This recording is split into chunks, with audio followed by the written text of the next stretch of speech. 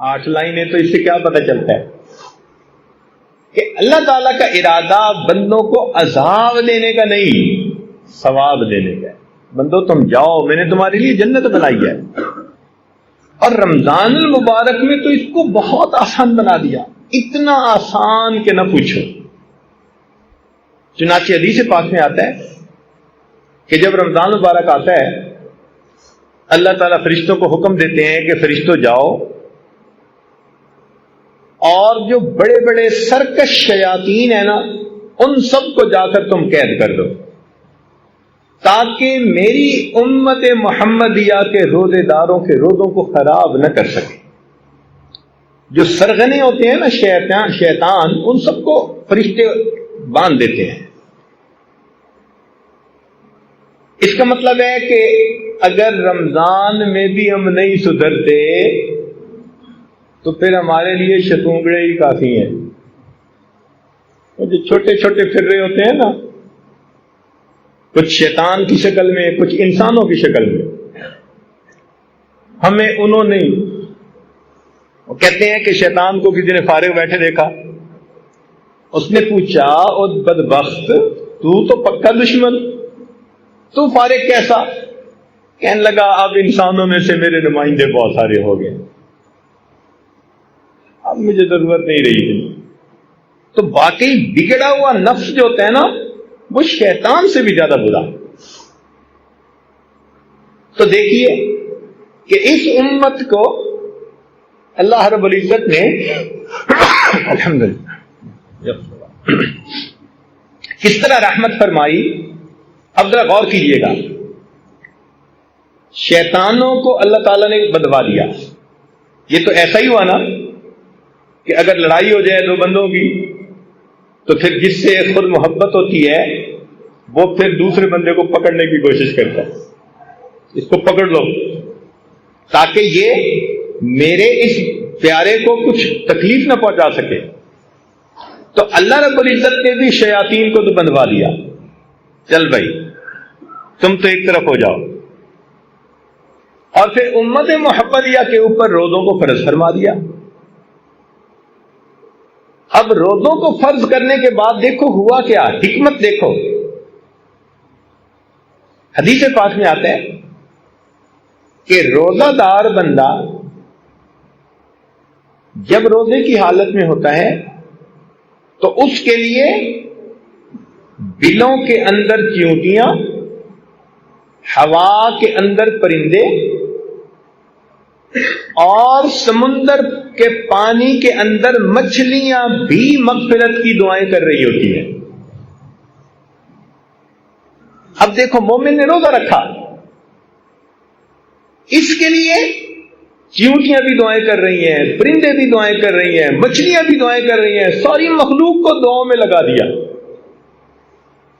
واہ میرے مولا، بخشش کے بہانے دیکھیے، شیطان کو قید کر دیا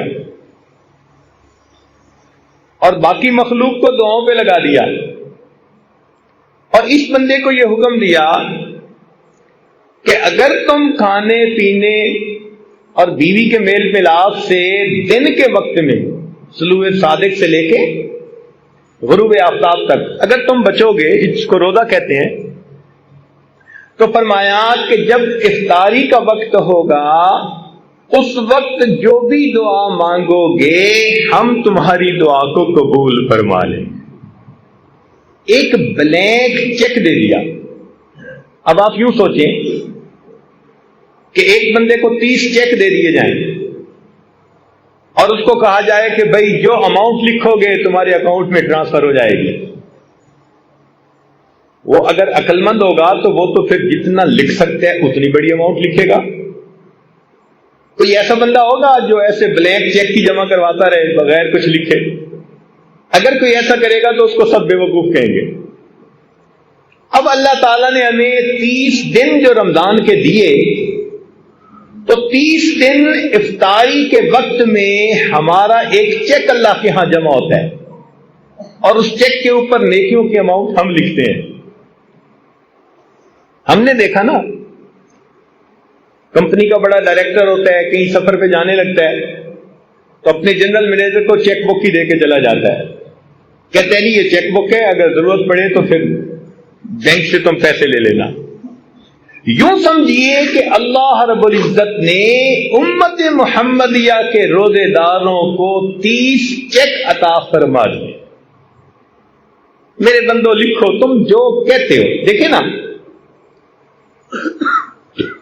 ہم اپنے گھر کسی مزدور کو لے کے آئیں، بات ذرا سمجھنے کی کوشش فرمائیں، اور وہ 8-7 گھنٹے کام کرے، تو ہمارے اندر تھوڑی سی بھی خیر ہے نا، اگر تھوڑی سی بھی، ہمارا دل نہیں چاہے گا کہ ہم اس کو بغیر مزدوری دیے خالی جھڑک کے واپس بھیج دیں۔ حالانکہ ہمارے اندر حسد ہے، بغض ہے، کینہ ہے، تکبر ہے، کنجوسی ہے، 100 طرح کی بیماریاں ہیں، ہمارے وسائل بھی محدود ہیں، لیکن اگر الیکٹریشین کو لائے اور اس نے کام کیا تو ہم کہیں گے یار اگلے نے 8-7 گھنٹے کام کیا، اس کو دے کے بھیجو، 150 تو دے کے ہی بھیجیں گے۔ اور جو زیادہ امیر لوگ ہوں گے وہ پھر 150 طے نہیں کرتے، وہ کہتے ہیں بھئی تم کام کر دو پھر ہم تمہیں انعام دے دیں گے۔ وہ 150 نہیں دیتے، وہ پھر کام کو دیکھ کے خوش ہو کے وہ 500 دیں گے یا 1000 دیں گے۔ اللہ رب العزت نے بھی یہی معاملہ کیا کہ میرے بندو روزہ تو آپ رکھو گے، لیکن روزے کا اجر میں طے نہیں کرتا، میں تمہیں چیک بک دے دیتا ہوں، اب افطاری کے وقت جتنا تم چاہو مانگو گے، میں پروردگار تمہاری دعا کو قبول کر لوں گا۔ یہ روزہ وہ مزدوری ہے کہ جس کی مزدوری منہ مانگی ملتی ہے بندے کو، اس لیے حدیث پاک میں آتا ہے افطاری کے وقت دعا قبول۔ حدیث پاک میں آتا ہے للصائم فرحتان، روزہ دار کے لیے 2 خوشیاں، فرحت عند الافطار، جب روزہ افطار کرتا ہے اس کو اللہ خوشی دیتے ہیں، اتنا دیتے ہیں کہ اس کا دل خوش ہو جاتا ہے۔ اب یہ مانگنا تو ہمارے اپنے اختیار میں ہے، جتنا مانگے۔ اچھا let me put it in an other way, میں اسی بات کو اور انداز سے بات کرتا ہوں۔ اگر کوئی ولی آپ لوگوں کو بتائے بڑا قبولیت دعا کا وقت ہے، مانگو دعا قبول ہوگی، تو آپ کیسے مانگیں گے؟ 1 سیکنڈ بھی ضائع نہیں کریں گے، رو رو کے اپنے سارے مسئلے اللہ کے سامنے بیان کریں گے، مشکلات، پریشانیاں، اور کہیں گے اللہ بس میری یہ زندگی کو سنوار لیجیے۔ اب سوچئے اگر ایک ولی کے بتانے پر آپ اتنے شوق ذوق سے دعائیں مانگتے ہیں، تو یہاں تو ولیوں کے سردار، انبیاء کے سردار، ملائکہ کے سردار، اللہ رب العزت کے پیارے محبوب صلی اللہ علیہ وسلم وہ فرما رہے ہیں کہ روزہ دار آدمی افطار کے وقت جو دعا مانگتا ہے اللہ تعالیٰ اس کی دعا کو قبول فرماتے ہیں۔ اور ہمیں کیا چاہیے؟ یوں سمجھ لیں کہ اللہ تعالیٰ نے ہمیں پھر ایک موقع اور عطا فرمایا۔ جیسے بندے سے غلطی ہو جائے نا جی، وہ کہتے جی بس ایک چانس اور دے دیں، بس یوں سمجھ لیں کہ اللہ تعالیٰ نے ہم پر رحمت فرمائی، ہمیں اپنی زندگی میں اپنی گناہوں کو بخشوانے کا ایک چانس اور عطا فرمائی۔ اب دیکھیے، شیطان کو قید کر دیا، چیونٹیاں، پرندے، مچھلیاں سب کو بندے کی دعاؤں پہ لگا دیا، بندے کو بتا دیا تم جو مانگو گے تمہاری دعا قبول کر لیں گے۔ اس سے کیا پتہ چلتا ہے کہ اللہ تعالیٰ کا ارادہ خیر کا ہے، وہ بخشنے کے بہانے بنا رہے ہیں۔ اب اتنا کچھ کرنے کے باوجود بھی اگر کوئی نہ مانگے تو پھر غصہ آتا ہے کہ نہیں آتا؟ کیوں جی؟ جب اتنا کسی کو موقع دیا جائے اور وہ پھر بھی غفلت کا اظہار کرے تو پھر غصہ بھی بڑا آتا ہے. اب ذرا میری ایک بات کو توجہ سے سننا، میں بات مکمل کرنے لگا ہوں. ماں کے اندر اللہ نے شفقت رکھی ہوتی ہے، محبت رکھی ہوتی ہے. بچے بدتمیزی کر لیں، بے ادبی کر لیں، ماں کا دل دکھا دیں، ماں پریشان ہو جائے گی، رو لے گی، بد دعا نہیں دے گی. بیٹے کو بد دعا کبھی نہیں دے گی. کیوں؟ اس محبت کی وجہ سے، اس محبت کی وجہ سے جو ماں کے دل میں ہے. اس کا دل ہی نہیں چاہتا کہ وہ بد دعا دے. اور اگر کوئی اس کے سامنے اس کے بچے کو بد دعا دے تو ماں سن کے برداشت نہیں کرے گی. خود ناراض ہے، خود خفا ہے، مگر بچے کی بد دعا برداشت نہیں کر سکے گی. کہے گی آپ نے میرے بیٹے کو بد دعا دی ہی کیوں؟ کیا ایسے ہی دستور ہے نا؟ اگر ایسا دستور ہے تو ذرا توجہ سے سنیے. حدیث پاک میں آتا ہے کہ نبی علیہ الصلوۃ والسلام ممبر سے نیچے تشریف لا رہے تھے، آپ نے آمین کہی. میں پوری حدیث پاک کا تھوڑا سا حصہ جو مضمون سے متعلق ہے وہ عرض کر رہا ہوں. صحابہ کرام نے پوچھا، اللہ کے نبی آج آپ نے یہ کیا فرمایا؟ تو فرمایا جب میں نے قدم رکھا تو جبرائیل امین میرے پاس آئے اور انہوں نے بد دعا دی. باعودہ، برباد ہو جائے وہ شخص جس نے رمضان کا مہینہ پایا اور اپنی بخشش نہ کروائی. اب یہ بد دعا کس نے دی؟ جبریل علیہ السلام نے. اور یہ بھی ذہن میں رکھیں کہ فرشتے کوئی کام خود نہیں کرتے. قرآن مجید میں ہے لا یعصون اللہ ما امرہم ویفعلون ما یؤمرون.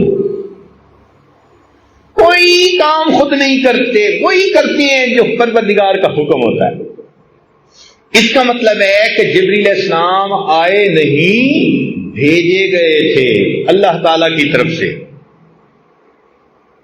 انہوں نے آ کر یہ بد دعا دی، برباد ہو جائے وہ شخص جس نے رمضان کا مہینہ پایا اور اس نے اپنی بخشش نہ کروائی. اب اس بد دعا کو سن کے نبی علیہ السلام کو امت کے اوپر کتنی شفقت تھی. رات کو سجدے میں اتنا روتے تھے، غار میں روتے تھے، دعائیں مانگتے تھے. اتنی امت کے اوپر شفقت تھی، رحمت تھی. تو اگر آپ بد دعا سنتے تو آپ تو سن کے تو فوراً کہتے کہ جبرائیل بد دعا میری امت کے لیے کیوں کر رہے ہو، مگر نہیں. حدیث پاک میں آتا ہے کہ جبرائیل علیہ السلام نے بد دعا دی اور نبی علیہ الصلوۃ والسلام نے فرمایا آمین. اب ذرا سمجھیے گا کہ اتنا تو رمضان میں غافل بندہ غفلت کا ارتکاب کرتا ہے کہ اللہ تعالیٰ نے بخشش کی انتہا کر دی. میرے بندے، میں شیطانوں کو بدوا رہا ہوں، میں تمہارے لیے پرندوں کو، مچھلیوں کو دعاؤں پہ لگا رہا ہوں اور میں تمہیں اختیار دے رہا ہوں، جو روزہ رکھ کے مانگو گے میں تمہیں دوں گا. پھر بھی اگر تم میری طرف متوجہ نہیں ہوتے تو اس کا مطلب ہے تم بدبخت ہو پرلے درجے کے. پھر تمہاری بدبختی میں کوئی شک نہیں. اب جبرائیل علیہ السلام نے آ کے کہہ دیا برباد ہو جائے وہ شخص جس نے رمضان کا مہینہ پایا اور اپنی مغفرت نہ کروائی. اور اللہ کے محبوب صلی اللہ علیہ وسلم نے آمین کہہ کر اس پر سٹیمپ کر دی، مہر لگا دی.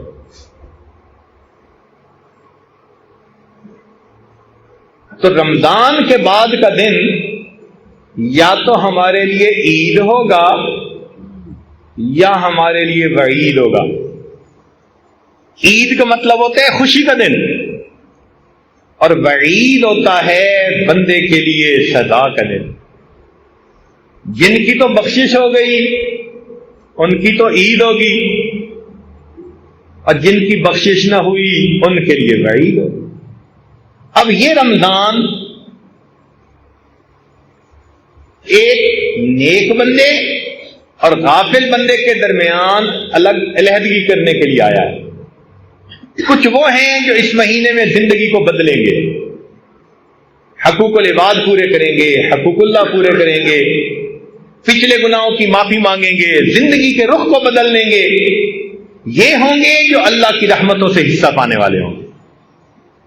اور کچھ ایسے بھی ہوں گے کہ جو زندگی کی روٹین تھی وہ وہی رکھیں گے، اللہ تعالیٰ کو محتاج نہیں کسی کے۔ ایسے لوگ اپنی پیشانی پہ بدبختی کی مہر لگوا دیں، اپنے جہنم میں جانے کا راستہ ہموار کر دیں۔ لہذا رمضان مبارک کے اس مہینے میں ہمیں اپنی زندگی کے بارے میں فکر مند ہونا چاہیے۔ اللہ رب العزت جب کام کرنے پہ آمادہ ہیں، بخشش پہ آمادہ ہیں، تو ہمیں اپنی بخشش کروانی چاہیے، اہتمام سے روزہ رکھیں اور اس کے آداب اور شرائط کو پورا کرنے کی کوشش کریں، عبادت کریں اور اپنے اللہ سے خوب مانگیں۔ یہ مانگنے کا مہینہ، بخشش کا مہینہ، اللہ تعالیٰ کی طرف سے عطا کا مہینہ ہے۔ آپ نے دیکھا ہوگا کہ دنیا میں سیل لگ جاتی ہے، جوتوں کی سیل، کپڑے کی سیل، فلاں چیز کی سیل، کوئی اس کا نام رکھتا ہے لوٹ سیل، کوئی نام رکھتا ہے میگا سیل۔ یہ سیل کیا بلا ہے بھائی؟ کہ جب مال نکالنا ہو نا، کہ جی ہم اپنا مال نکالنا چاہتے ہیں، پچھلے سیزن کا سیل لگا دی، بڑی قیمتی چیزیں تھوڑی سی قیمت پہ نکال دیتے، کہتے اٹھا کے لے جاؤ لے جاؤ۔ قرآن و حدیث کا مطالعہ کیا جائے تو محترم جماعت یوں محسوس ہوتا ہے اللہ رب العزت رمضان المبارک میں جنت کی سیل لگا دیتے ہیں۔ میرے بندو، تم میں سے جو چاہتا ہے جہنم سے بچنا اور جنت میں الاٹمنٹ کروانا، اس کے لیے کام آسان کرو، آؤ ہمارے در سے پاتے جاؤ پاتے۔ اب اس وقت میں بھی ہم اگر اللہ تعالیٰ سے یہ نعمت نہ پا سکیں تو یہ تو ہماری اپنی کم قسمتی ہوگی۔ اس لیے وقت کی اہمیت کا اندازہ لگائیے۔ کتنے لوگ تھے جو پچھلے رمضان میں زندہ تھے، آج وہ یہاں موجود نہیں، اور کتنے ہیں جو اس رمضان میں ہوں گے آئندہ رمضان میں نہیں ہوں گے۔ کیا پتہ ہماری زندگی کا آخری رمضان ہو۔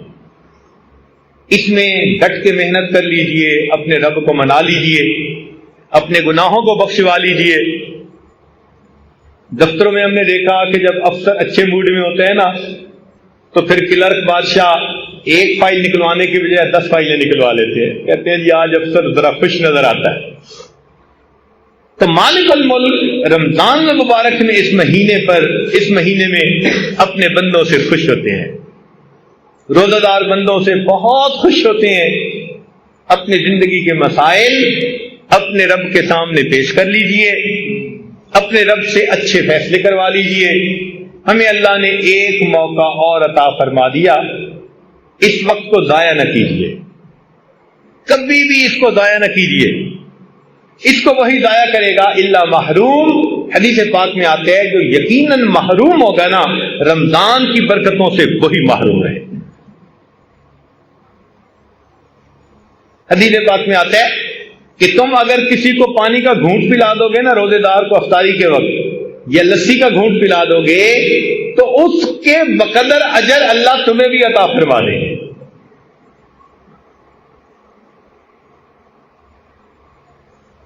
کتنی اللہ رب العزت کی رحمت اور بخشش ہے۔ یہ دھلنے کا مہینہ، ایک ایک لمحے میں وہ برکتیں اللہ تعالی کی طرف سے اترتی ہیں۔ اگر کوئی دل کو قبول کرنے والا بنائے تو ایک ایک لمحے میں وہ اللہ کا ولی بن سکے۔ رمضان کا ایک لمحہ بندے کو ولی بنا دینے کے لیے کافی ہے۔ اللہ کی طرف رجوع کر لیجئے۔ کئی دفعہ ہم نے ہی لاک لگائے ہوتے ہیں نا دروازے کو۔ ہم نے ایک ملک میں دیکھا، افریقہ کا ملک تھا، وہاں مکان کے 3 4 تالے لگے ہوتے، ایک تالا پھر دوسرا پھر تیسرا۔ تو ان سے پوچھا، وہ کہنے لگے جی کہ ہمارے ہاں یہ جو کالے لوگ ہیں یہ بہت ہی من مرضی کرنے والے لوگ ہیں، تو کئی مرتبہ یہ گھر میں گھس آتے ہیں چوری ڈاکے کے لیے، تو پھر ہم نے کئی تالے لگائے ہوتے ہیں۔ مجھے بھی ایسے ہی لگتا ہے کہ ہم نے بھی اللہ تعالیٰ کی جو رحمت کا دروازہ ہے نا، اس کو گناہوں کے تالے لگائے، یہ کھل نہ سکے۔ جھوٹ کا تالا لگا ہوا ہے، لوگوں کے دل دکھانے کا تالا لگا ہوا ہے، بد کرداری کا تالا لگا ہوا ہے۔ حدیث پاک میں آتا ہے کہ چند بندوں کی اللہ تعالی لیلۃ القدر میں بھی مغفرت نہیں کرتے، لیلۃ القدر میں بھی ان کی مغفرت نہیں ہوتی۔ ان میں سے فرمایا ایک جو دل میں دوسروں کے خلاف بغض رکھنے والا ہو، کینہ رکھنے والا۔ اب اگر آپ سوچیں، آج سینے کینے سے بھرے پڑے، بھائی کے بارے میں کینہ کیا مطلب؟ پنجابی میں کہتے ہیں وٹ رکھنا، بہن کے بارے میں کینہ، بیوی کے بارے میں کینہ، ماں باپ کا کینہ، ہمسائے کا کینہ۔ کتنے لوگ ہیں جن کا کینہ ہمارے سینے میں موجود ہے، کیسے مغفرت ہوگی ہماری؟ اسی طرح شرابی، حدیث پاک میں آتا ہے کہ جس نے شراب سے توبہ نہ کی ہو، لیلۃ القدر میں بھی اس بندے کی مغفرت نہیں کی جاتی۔ اسی طرح زانی، جو زنا کا عادی ہو اور اس نے توبہ بھی نہ کی ہو، اللہ تعالیٰ لیلۃ القدر میں بھی اس کی مغفرت نہیں فرماتے۔ تو ہم ان کبیرہ گناہوں کے جو تالے لگائے ہوئے ہیں نا، ان کو کھولیں تاکہ اللہ تعالیٰ کی رحمت آئے اور ہمارے دلوں کو دھو جائے۔ رب کریم ہمارے روزوں کو قبول فرمائے اور ہماری بخشش فرما کر رب کریم ہم پر احسان فرمائے۔